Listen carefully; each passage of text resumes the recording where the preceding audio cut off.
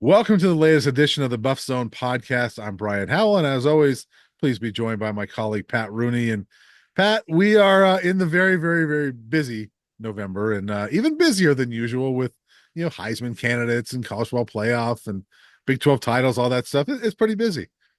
Yeah, we've said it before, November is always the busiest. It's that way when football is 1-11, right? Right? Uh, Yeah, you turn that around and you're in the college football playoff hunt, you're in the Big 12 title hunt, and as you said, in the Heisman hunt as well. Just kind of compounds the thing. Not complaining, it beats the alternative, but a yeah. lot going on right now for sure. Yeah, one thing that did not happen at 1 and 11 was we're doing this on Thursday, and this morning I get an email saying, "Hey, there's a Zoom with Travis Hunter and Shador Sanders, so the national media can talk to them." I'm like, okay, so there was no national media Zooms with Colorado players when they were 1 and 11. It was fun to hear from those two guys. We don't hear a ton from them. We hear from Shador post game. We've heard from Travis a few times, but the two of them in kind of a more relaxed setting sitting down doing a Zoom talking about, and they was separate, so it was kind of cool. But talking about the Heisman, and both of them were like, "Hey, I'm happy with the other guy wins it." Yeah. Which you expect to say, but we know Travis is probably going to win this thing. But it makes it fun, Pat, that we're sitting here. I almost pinch myself because I'm like, I'm covering two Heisman candidates. I've never Yeah. covered. Well, I sort of covered one. Laviska was one. Laviska Chenault was a Yeah. Heisman candidate for the first half of 2018, and then he got Yeah. injured and fell out of that race. But it's crazy and it's a lot of fun. Well, this is a different animal altogether. You're actually starting to formulate travel plans to New York for the Heisman ceremony, so you didn't get that far with LaVisca for sure. It's And been exciting. I wasn't doing that for 1 and 11 teams either. Yeah, right. But it's fun to watch. I mentioned this in the three extra points column this week. For me, it's just been so much fun to watch these two. Sometimes you just got to take a step back and really enjoy what you're watching. I mean, you and I grew up watching sports, and we've both been doing this a long time. We've Yeah. seen a lot of games and a lot of athletes pass through, and we've seen a lot of great games and a lot of great athletes. Sometimes you really just have to kind of savor the really great ones. I felt this way about KJ Simpson last year with the men's basketball team, watching his season unfold, and certainly feel the same way this year with Travis Hunter and Shador Sanders. Besides the numbers they're putting up, the way they've kind of comported themselves and carried this team to this point where we're Mhm. talking about conference championships possibly and possibly in the college football playoff as well. Pretty remarkable considering where we were at 2 years ago. Yeah, and you look at what we've covered over the years, and there's only a few of those athletes that I could say that about. I sort of savored that with Jalen Sherrod at the end of last year, and she was a unique player that obviously a couple of Sweet 16s in a row for women's basketball, and you mentioned KJ McKinley Wright is probably on that list for you, and football wise, not a ton, but a Philip Lindsay, a Laviska Chenault, and so. But guys like this, Travis Hunter and Shador Sanders, do not come around very often, not only at Colorado, but anywhere, because we haven't seen a Travis Hunter in a very, very long time. I mean, Champ Bailey 25 years ago was the closest thing. And so it's been a lot of fun. But I will say, both those guys also said, look, we still got a lot to do here. This is a lot of fun. But, Shador was asked about the college football playoff, and he said, whoa, hold on. We got to win a Big 12 title first. And if we don't keep winning, then forget all that other stuff. And they got a big one this week at Kansas. Absolutely. And, it's interesting the way the perception of this game has kind of gone up and down Yeah. as the season's gone on. Beginning of the year, Kansas expected to be a contender in the Big 12. Had a really bad first half of the season. Got off to a poor start. Now, however, playing well. Beat Iowa State. Mhm. Beat BYU last week in a huge one. That's opened the door even further for the Buffs to get into that Big 12 title game. So playing really well right now. And of course, the Buffs have to go there as well. They've been very good on the road this year. But again, a, a few weeks ago, this game didn't seem as tough as it seemed maybe at the beginning of the year. But now all of a sudden feels a little tougher than it did a few weeks ago. Yeah. Yeah. And you're right. It's crazy the perception of games throughout the season, but this one maybe more than most because of what you're saying that coming into the season, most people would have thought, well, yeah, that's Kansas is going to win that game. Halfway through the season, you're thinking, well, Colorado's going to win that game, and Yeah. now it's like, I don't know. This is a Yeah. tough one because Kansas is playing like we thought Kansas would play all year. They're finally getting on track. You mentioned they beat Iowa State and BYU. Well, right before that, the week before that, they went to Kansas State, their rival, and Yeah. K State needed a late field goal to beat them by 2. And the week before that, they crushed, I think it was Houston at home. So the last month or so, Pat, you could argue that CU, Kansas, and you'd have to throw Arizona State in there, the three best teams in the Big 12 with the way they've been playing. And so this is the type of game we thought it might be in November. It's just the records don't match what we thought it would be. Right, the records don't match up, but big challenge for the Buffs. They've been we've talked about they've been very good on the road this Mhm. season. And Kansas, it's hard to measure them by the numbers. Their run game, obviously, very good, one of the Yeah. top ones in the league.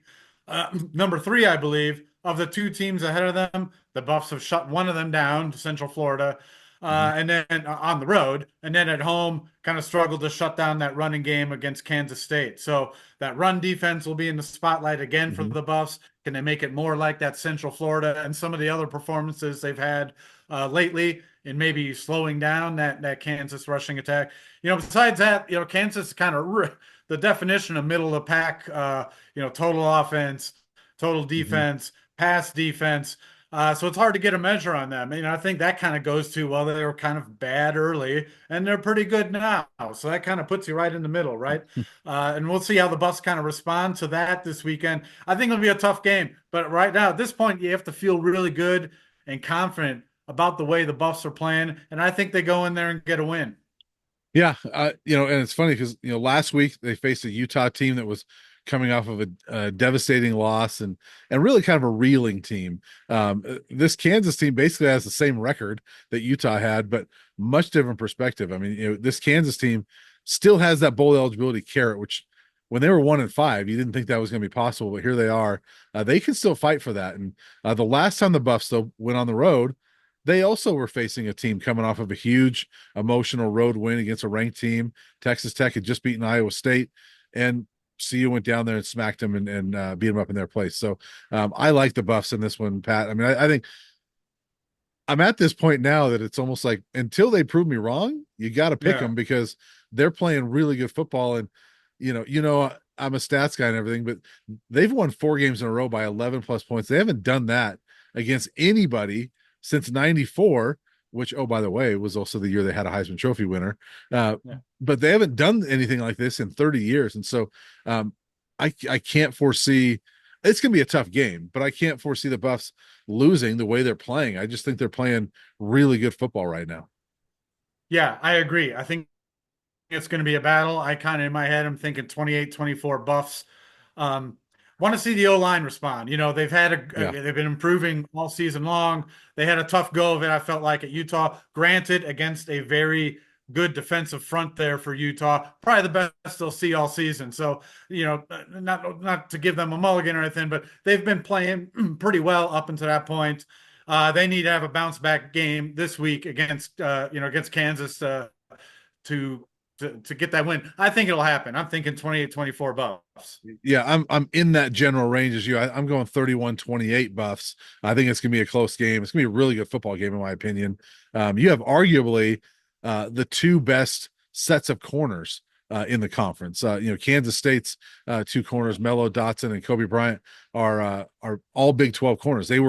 There's three corners, well, I guess three DBs, I guess, that were all conference, preseason all conference in this game with Hunter and those two guys at Kansas. So it's gonna be fun to watch this game. Yeah, I got the Buffs winning this one 31-28. Moving on to 9-2, which a lot of people didn't think that was possible, Pat, but that should keep. And there is a scenario, by the way, where they could clinch that Big 12 title spot this week if they win. If BYU can go to Arizona State and win, which now looks way more difficult than we ever thought that was going to be, Yeah. and if Utah can win their game, and I think they play Iowa State. So if those three teams win, Colorado's in. So a lot of scoreboard watching, but also focusing on Arrowhead Stadium this week as well. and maybe a little barbecue for you. You're gonna go get some. That I can give you that is the plan. yeah, Yeah. I can give you a couple recommendations from Big 12 Media Day. I don't know if you're staying downtown or not, but I don't know exactly where I'm staying. I've heard, I know there's a lot of famous KC barbecue spots, and looking forward to getting that. And planning also to go to the Negro Leagues Museum on Friday, which I've heard is a must attend spot. So I'm looking forward to seeing that on Friday as well. And yeah, it should be fun. And you are actually headed out of town because you're going to Maui, not for fun, although it will be fun. But you got some business to handle out there. The men's basketball team going to the Maui Invitational. Looking forward to that one. a little bit, a little bit. Yeah, Uh, they're making me go, Brian. I I don't know. know, but yeah, obviously, on a number of fronts. Obviously, great to get to Hawaii. I haven't been there. It's been almost exactly 30 years, about Wow. 28 years, and I was in Maui at the time. I'm sure a lot has changed, but also the first time that this event, obviously the most prestigious of the kind of non-conference tournaments in college basketball, was held in Honolulu last year in the wake of the horrible fires they had in Maui. Back in Maui this year, hope to get out and support the local economy at a few restaurants and so forth. But also looking forward to basketball. Big test for the Buffs, or at least an early gauge. They've had their moments in the 4-0 start in non-conference play to open the season here, all at home against mid-majors. They kind of did what they were supposed to for the most part, but this will be a ramp up in competition. Obviously, this will be closer to what they see in the Big 12. And I'm looking forward. I'm going to try to see the town a little bit and so forth, but I want to see some of the basketball too. Yeah. North Carolina. There's a first round game on Monday between Auburn and Iowa State. That's two top five teams. Could be a Final Four game, and that's a first round game in this tournament. So definitely looking forward to that. 3 games in 3 days. Should have a better gauge of where these guys might stack up against the competition in the Big 12 when we come back from this trip. Yeah, and oh, by the way, two-time defending national champion UConn Yeah. is there as well. So that's gonna be a lot of fun. The women's team, by the way, 5-1. Nice game the other night against Utah State. They're 5-1. They don't play again until middle of next week, so they're off for a little bit. They need that break. They had 6 games in the first 15 days of the season, so good break for them. But they're at 5-1. Volleyball plays tonight, but then the other big one, Pat, is women's soccer. They moved on, beat Georgia in the first round of the NCAA tournament, and they play Wake Forest in the second round on Friday in Winston-Salem. Is that right? Yep. Yeah. Yeah. And this team's playing well. They had that horrible goal scoring drought at the end of the regular season. Yeah. Didn't finish the regular season they wanted. They've been pretty good in the postseason. They're pretty good in the Big 12 tournament. Couldn't get past TCU in the second game, but we talked about the football team being a good road team this year. The soccer team's been a very good road team this year. I mean, in 8 games, they've only lost once. They've had a couple draws in there, but a couple of their quality. The reason they're in the NCAA tournament, despite that late slide, has a lot to do with how well they played on the road this year and Yeah. getting those wins. So, Hope Laba's been on a goal scoring tear. Shira James had the winner last week, converted just a really unfortunate turnover if you're a Georgia fan. That gave the winner, but she's been injured a little bit down the stretch, getting stronger. I think this team will respond well again on the road, and we'll see what happens. They've been there NCAA tournament a lot, but have only been to the Sweet 16 a couple times. So we'll see what happens on a Friday afternoon our time, be 4 o'clock Mountain Time at Wake Forest. And real quick before we get out of here, we talked about how there's a lot going on this time of year.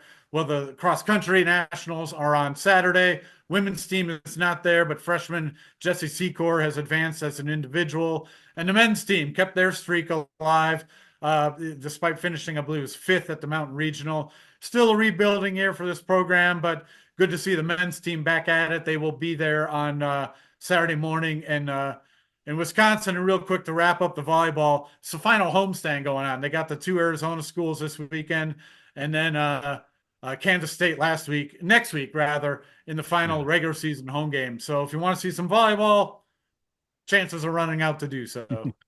Awesome. And for men's cross country, isn't it 33 years in a row?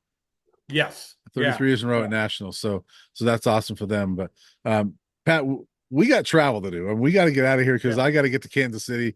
You got to get to Maui. BuffZone's gonna be all over the place, and I gotta let said, the dog in. I don't know if the listeners can hear the BuffZone dog going crazy in the background here, but he's not real happy about being locked outside while we're doing this. well, let's go get him inside. Let's get out of here. Safe travels to you, and we'll catch up. I don't know when we're gonna do it next week because of your travel, but Yeah. we'll figure it out. Well, stay tuned on that one, folks. We'll try to figure it out if we can. But as always, thanks for listening.